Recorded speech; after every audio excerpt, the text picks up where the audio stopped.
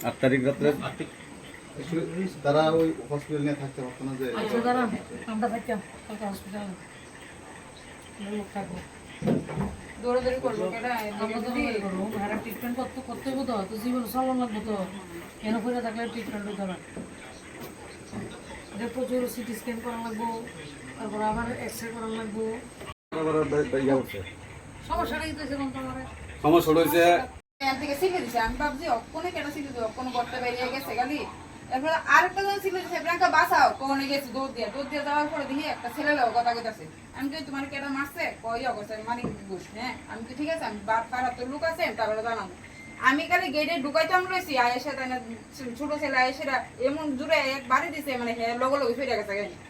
তা আমি বাচ্চা লই হ্যাঁ দৌড়ে উঠছে উপরে উঠে সেটা অনেক কিতা করবো সারা শরীরে এমন আর আমি তো দৌড়ে রাখতে পারতাছি না তারা তিনজনে মিল্লা মারতাছে এরপরে হে যায় হে বাড়ি গেট ডাকাইতেছে বাবারা বাঁচাও কেউই নেই রাস্তার মধ্যে